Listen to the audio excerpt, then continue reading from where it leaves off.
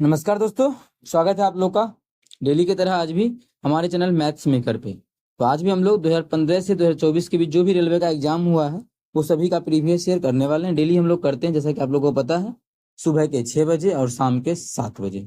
ठीक है, जो भी आप लोग को पता भी होगा सभी का वैकेंसी आ चुका है। ठीक है, इसीलिए सभी का एक साथ मिक्स प्रीवियस ईयर हम लोग लगा रहे हैं। कहीं भी आप लोग को दिक्कत का जरूर पूछे, मिक्स प्रीवियस ईयर में इसमें सभी एग्जाम्स का है, जितना भी रेलवे में एग्जाम होता है, चाहे जेई का हो, एएलपी का हो, क्योंकि एक दूसरे के एग्जाम में भी रिपीट क्वेश्चन होता है। जैसे एएलपी का एनटीपीसी में पूछता है, एनटीपीसी का एएलपी में, आरपीएफ का एएलपी में, जेई का एएलपी में, आरपीएफ का एनटीपीसी में, ग्रुप डी। इस प्रकार से बहुत क्वेश्चन रिपीट होता है। जैसा कि आप लोग को पीछे हम क्वेश्चन ऐसा करवा चुके हैं, उसमें सबका था, एएलपी का भी स्पेशली क्वेश्चन करवा चुके हैं, आरपीएफ का, तो आप लोग जाके देख सकते हैं। ठीक है, चलिए हम लोग पहला क्वेश्चन से स्टार्ट करते हैं। तो ये रहा हमारा पहला क्वेश्चन। क्या है? दिए गए चित्र में, दिए गए रेखा चित्र में यदि बी ए सी 30 डिग्री है, बी ए सी मतलब ये जो कोण है 30 डिग्री है। ठीक है, आगे ए बी सी 50 डिग्री है, ए बी सी मतलब ये जो कोण है ये कितना है? 50 डिग्री है। ठीक है, ये हमें 30 डिग्री दिया है और ये जो दिया है वो 50 डिग्री दिया है। आगे बोला है सी डी ई 25 डिग्री है, ये जो सी डी ई है ये कितना है? 25 डिग्री है। ये सी है, ठीक है, सी डी है, ये सी डी ई जो है 25 डिग्री है। तो पूछा ए ई डी, कौन ए ई डी, कौन ए ई डी मतलब ये कौन किसके बराबर, हमसे ये निकालना है। ठीक है, कौन ए ई डी, देखे तो कौन इसके बारे में बोल रहा है, ए ई और डी, कौन ए ई डी, ए ई डी, ये हमें क्या करना है? ज्ञात करना है। ठीक है, तो कैसे निकलेगा, क्या प्रोसेस रहेगा, वो सभी चीज अभी आप लोग को हम समझाने वाले हैं। कहीं भी दिक्कत हो तो जरूर पूछिएगा, ये हमें निकालना है। ठीक है, तो देखिए बहुत सारा नियम है क्वेश्चन को निकालने का। त्रिभुज का जितना भी नियम होता है सभी नियम को यहाँ पे अप्लाई कर देंगे।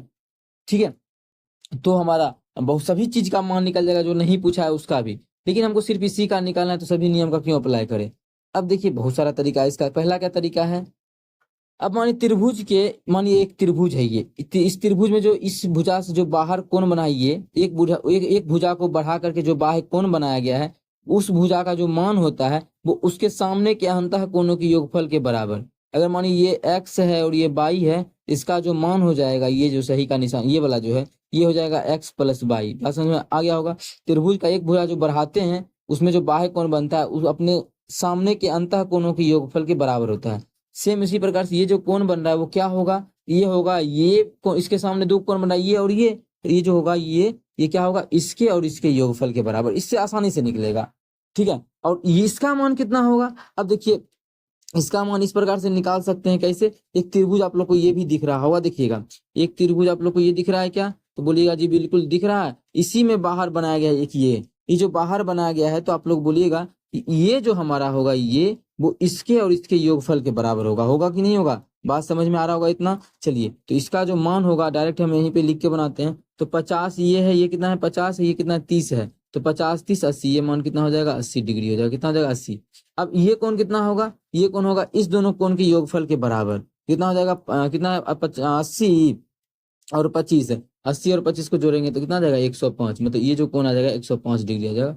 इस पर ये नियम लगा के हम लोग जल्दी से मान इसका निकाल सकते हैं। इसका ऑप्शन गायब है, लेकिन इसका जो आंसर हो जाएगा वो हमारा 105 डिग्री हो जाएगा। कितना हो जाएगा?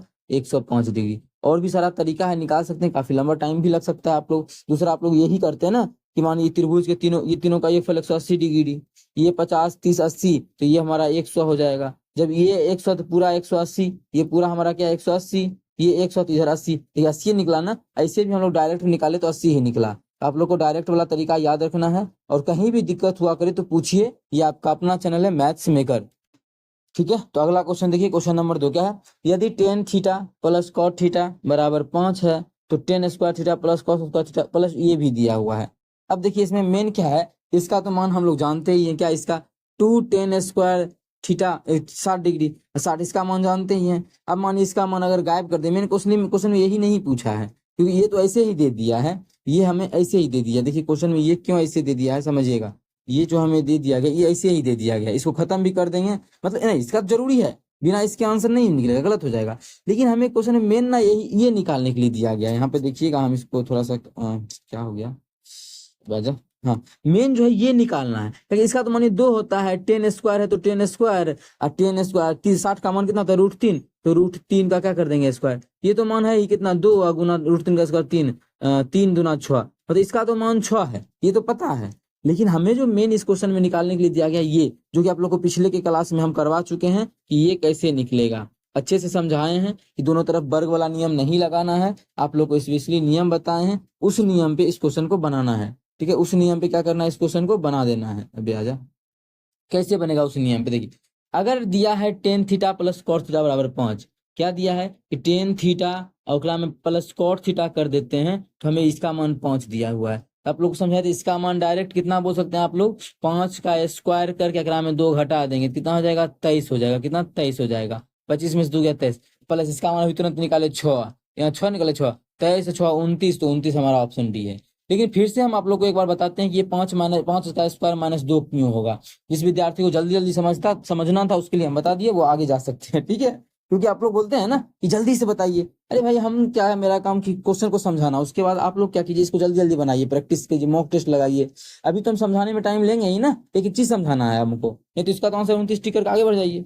लेकिन कैसे, देखिए ये दोनों जो होता है एक दूसरे का रेसिप्रोकल होता है, आप लोग को पता है, टेन थीटा और कॉट थीटा क्लास 10th में भी पढ़े होंगे कि टेन थीटा जो हमारा होता है रेसिप्रोकल कॉट थीटा का, या कॉट थीटा का फॉर्मूला क्या होता है 1/10 थीटा, तो 1/10 थीटा क्या 1/10 थीटा बराबर 5, मतलब सेम ही चीज है। और यहाँ पे निकालना देखिए हमें क्या है, टेन स्क्वायर थीटा, हमें जो निकालना है देखिएगा tan square theta plus cot square theta, क्या निकालना है प्लस कॉट स्क्वायर थीटा, ये निकालना है। अब प्लस तो जो बाद में उसको हम देंगे ही देंगे, लेकिन ये मतलब एक्चुअल में ये निकालना है कि tan square theta plus cot का फॉर्मूला, तो देखिए यहाँ पे यूज किया है कॉट का, क्या 1/10, 1/10 यहाँ कॉट है स्क्वायर है, यहाँ भी कॉट स्क्वायर थीटा, मतलब एक्चुअल में जो हमें निकालना है वो ये निकालना है, ये देखिए ये यही है ना।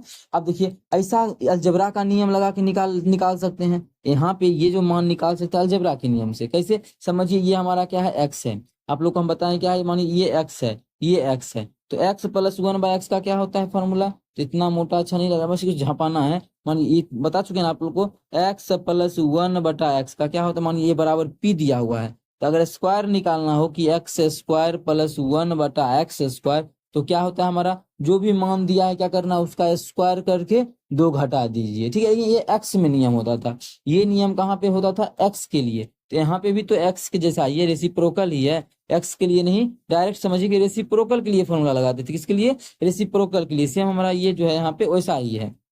बात को समझ में अच्छे से समझ में आ भी रहा होगा यहाँ पे आप लोग को, लेकिन जो चीज यहाँ है वही चीज यहाँ है, ठीक, उसी का हमको स्क्वायर भी करना है। तो अगर मान इसका मान p है, इसका मान क्या हो जाएगा, p² - 2, ये आप लोग को हम प्रूफ भी करके समझा चुके हैं, जहाँ पे फॉर्मूला को साबित कर रहे थे। चलिए अब हम लोग कर लेते हैं क्वेश्चन को, इसीलिए इतना लिखना ही नहीं है, जब एग्जाम में डायरेक्ट आप लोग को दिखे ये इसका मान 5 मानी है, इसका मान डायरेक्ट कीजिए कि 5 का स्क्वायर -2, ठीक है। अब प्लस इसका जो मान दिया हुआ है कितना, यहाँ पे जो मान हमारा क्या था 210² 60 डिग्री, इसमें तो मान दिया तो कुछ बात ही नहीं है, 2 गुना 10 60 का मान √3 होता है, लेकिन इसका स्क्वायर करना है तो स्क्वायर कर दिए, क्या हो जाएगा, ये हो जाएगा 23 प्लस ये हो जाएगा 2 गुना 3 6, 23 और 6 29। एक एक चीज आप लोग को हम समझाए, उसके बाद आप लोग को लिए जल्दी से हम आंसर को निकाल दिए। कहीं भी दिक्कत होता है तो पूछिए, ठीक है। ये आपका अपना चैनल है मैथ्स मेकर, अगर अच्छा लगता है क्वेश्चन समझ में आता है तो अपने सभी दोस्तों के साथ इस वीडियो को ज्यादा से ज्यादा शेयर करें, ठीक है। ये आपका अपना चैनल है मैथ्स मेकर, ये आप लोग के लिए हम यहाँ पे लिख दिए हैं। चलिए अगला क्वेश्चन कर लेते हैं, क्वेश्चन नंबर 3 देखिएगा। क्वेश्चन नंबर 3 हमारा क्या है, 5 क्रमागत संख्याओं का औसत 100 है, सबसे बड़ी संख्या और सबसे छोटी संख्या के वर्गों का अंतर क्या होगा। सबसे बड़ी संख्या और सबसे छोटी संख्या के वर्गों का अंतर। अब देखिए औसत क्या नहीं मानेंगे, 5 को क्रमागत संख्या है तो एगो x होगा, दूसरा x + 1 होगा, फिर अगला होगा x + 2, अगला होगा x + 3, कितना 3, फिर अगला होगा x + 4। इसका औसत दिया है तो सभी को जोड़ के 5 है, 5 को संख्या तो 5 से भाग करेंगे, औसत 100 है तो 100 है। ऐसे करेंगे तो काफी लंबा टाइम लगेगा, पता चलेगा एग्जाम खत्म हो गया और पेपर में हम बैठे रह गए, ठीक है। और लैपटॉप से क्या हुआ, क्वेश्चन हाँ गायब हो गया सिस्टम से, ऐसा हो जाएगा, ये टाइम तो खत्म हो जाएगा। तो ऐसे नहीं बनाना है, ठीक है, क्योंकि एक एक क्वेश्चन में इतना टाइम देते तो हो गया। तो देखिए इसमें समझना क्या है, समझने का चीज है, औसत बोले कि माध्य बोले सेम समझिएगा, ठीक है। क्यों, देखिए बताते हैं। औसत या माध्य में आप लोग को हम बताएं कि बीच वाला संख्या औसत या माध्य होता है। अगर लगातार संख्या है तो औसत या माध्य जो होता है वो बीच वाला संख्या होता है। अब 5 गो संख्या है तो बीच वाला संख्या 1 2 5 गो संख्या है ना, देखिएगा पांचवा संख्या हमारा है 1 2 3 4 5, यही पांचवा हमारा क्या है, यही पांचवा हमारा संख्या है। बात समझ में आ रहा होगा। पांचों संख्या में औसत क्या होता है, औसत जो होता है वो बीच वाला संख्या होता है। क्या होता है औसत, औसत जो होता है वो बीच वाला संख्या होता है। इसमें औसत क्या होगा इस पांचों संख्या में, अबे आजा, इस पांचों संख्या में औसत क्या होगा, इस पांचों संख्या में बीच में हमारा ये है, तो औसत हमारा यही हो जाएगा। इस पांचों संख्या में बीच में हमारा क्या है, बीच में हमारा ये है, तो औसत जो हो जाएगा वो हमारा ये हो जाएगा। अब औसत यही होगा और इसी का मान कितना दिया है, 100 दिया है। इसी का मान कितना, 100 दिया, मतलब इसका मान कितना हो जाएगा, 100 हो जाएगा। और क्वेश्चन बोला है सब क्रमागत संख्या है, ऐसा नहीं सम विषम का कोई बात नहीं बोला है, सब बोला है क्रमागत संख्या है। ये 100, ये हमारा कितना 101, ये हमारा कितना 102, ये हमारा कितना 99, और ये कितना हमारा हो जाएगा 98। देखिए कितना जल्दी मान निकालिए, और एक्स बाई मानते तो काफी लंबा टाइम लगता। बात आप लोगों को समझ में आ रही होगी, कितना जल्दी हम लोग क्वेश्चन को सॉल्व किए हैं। बहुत ही बेहतरीन तरीका है इस प्रकार के क्वेश्चन को करने का।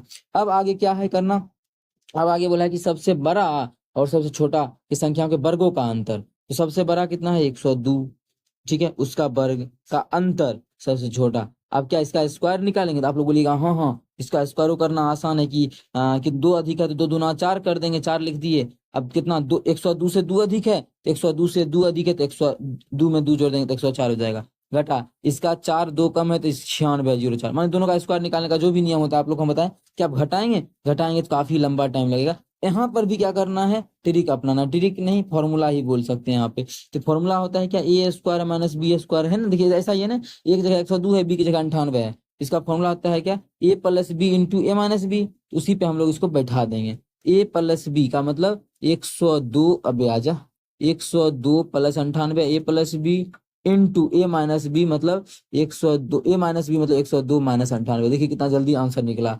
इसको जोड़ेंगे तो 200 डायरेक्ट हो गया। अब गुना, इसको घटाएंगे तो कितना हो जाएगा, तो हमारा 4 हो जाएगा। जब इसको गुना करेंगे तो 800 हो जाएगा। आप लोग उसको उतना इसका स्क्वायर करते काफी लंबा टाइम लगता। और यहाँ पे हम लोग का आंसर आके तैयार है 800, जो कि हमारा पहला ही ऑप्शन में है 800। तो हमसे ऑप्शन में पहला ऑप्शन में। उम्मीद करते हैं दोस्तों समझ में आ गया होगा। कहीं भी किसी प्रकार का कोई भी दिक्कत हो किसी भी क्वेश्चन में, कमेंट करके पूछ सकते हैं। ये आपका अपना चैनल है मैथ्स मेकर। अगर अच्छा लगता है, क्वेश्चन समझ में आता है, तो अपने सभी दोस्तों के साथ इस वीडियो को ज्यादा से ज्यादा शेयर करें। अगर आप लोग चैनल पे नए हैं तो हमारे चैनल मैथ्स मेकर को सब्सक्राइब कर लें, ठीक है। चलिए अगला क्वेश्चन कर लेते हैं। देखिएगा क्वेश्चन नंबर 4 क्या है, एक पिता और पुत्र की आयु का योग 45 वर्ष है। कौन कौन है, पिता है और सन पुत्र है, इसका जो योग दिया है वो 45 साल दिया है। समझिएगा बहुत ही बेहतरीन तरीके से आप लोग को हम बताने वाले हैं। 5 साल पहले उनकी आयु का गुणनफल उस समय पिता की आयु का 4 गुना था। देखिए ये जब हम ऑप्शन मानेंगे ना, तब उस समय इसको पढ़ेंगे ज्यादा सही से।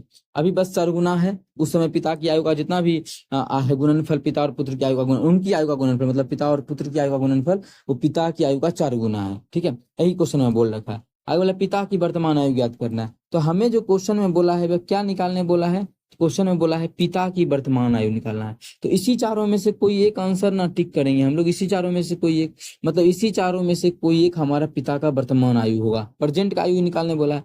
तो अगर मान लेते हैं कि पिता का प्रेजेंट आयु पहला ऑप्शन के थ्रू, इसको बोलते हैं गो थ्रू ऑप्शन। इस प्रकार के क्वेश्चन को हम लोग गो थ्रू ऑप्शन करते हैं। जो भी एज का प्रश्न है आप लोग को हम आज तक जो भी बताएं, एक्स वाई कभी नहीं माने हैं, जो कि आप लोग देख रहे होंगे 1 साल से करवा रहे हैं क्वेश्चन आप लोगों को, ठीक है।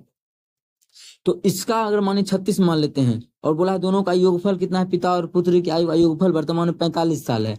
अगर पिता है 36 साल का तो पुत्र कितने साल का होगा, तो बोलिएगा पुत्र 9 साल का, तभी तो योगफल हो जाएगा कितना, योगफल जो हो जाएगा वो 46 हो जाएगा। ये हो गया। अब अगर हम चलते हैं पीछे, कितना 5 साल पीछे, प्रेजेंट में भी था, ये था प्रेजेंट का कहानी, ये था प्रेजेंट का कहानी, ठीक है।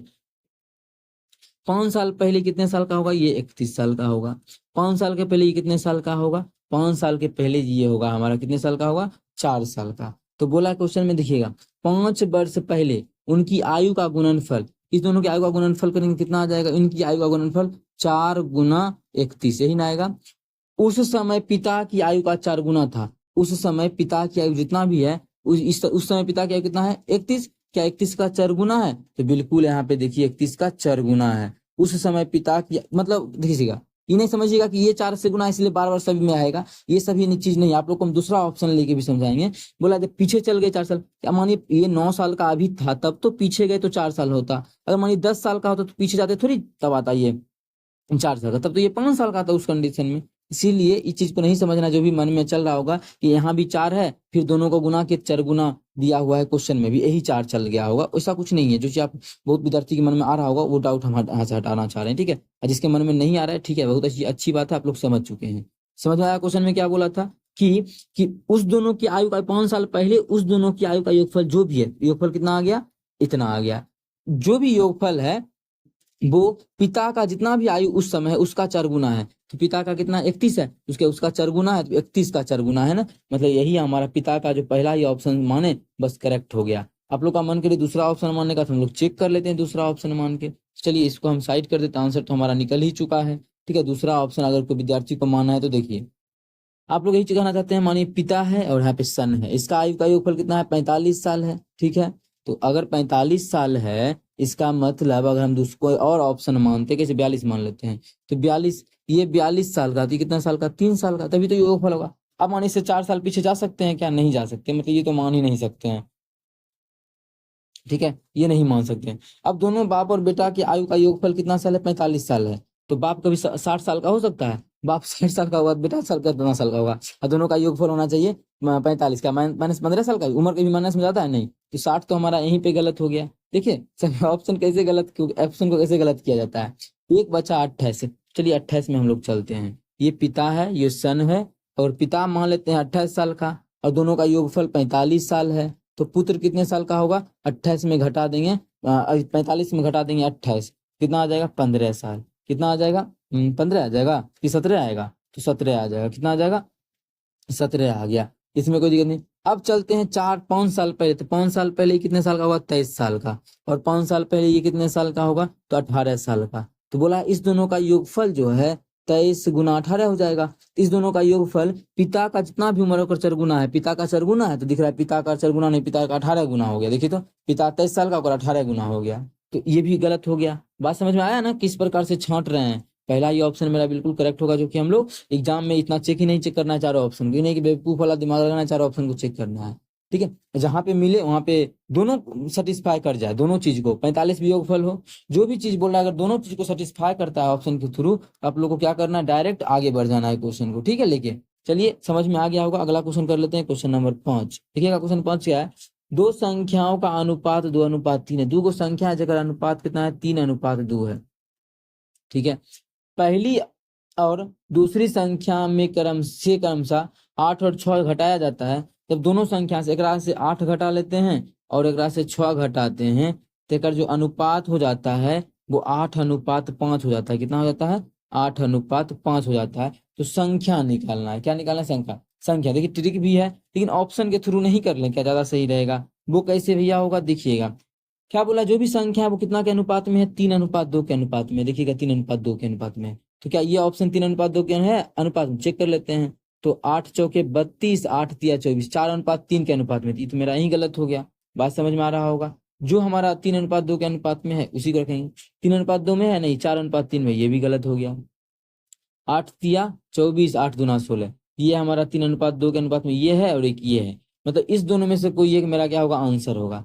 अब देखिए चौथा डी हमारा नहीं हो सकता है, पूछिए क्यों। अरे भाई पूछना क्यों, तो हम बता रहे हैं क्यों, समझिएगा। क्योंकि बोला है कि दोनों संख्या में पहली में 8 घटाते हैं, दूसरी में 6 घटाते हैं, तब भी अनुपात इतना होता है। क्या हम घटा सकते हैं यहाँ पे, क्या देखिए तो ये 8 है, ये 3 है, अगर हम कहाँ घटा के ले जाएंगे, माइनस में ले जाएंगे, माइनस में भी ले जाएंगे तो नहीं पूरेगा इतना। ये भी ऑप्शन मेरा यहीं पे गलत हो गया। जब तीनों का तीनों ऑप्शन गलत हुआ, तो चौथा हमारा बिना चेक किए भी बोलेंगे अब यार ये सही है। लेकिन अगर किसी विद्यार्थी को चेक करना है तो कर लीजिए।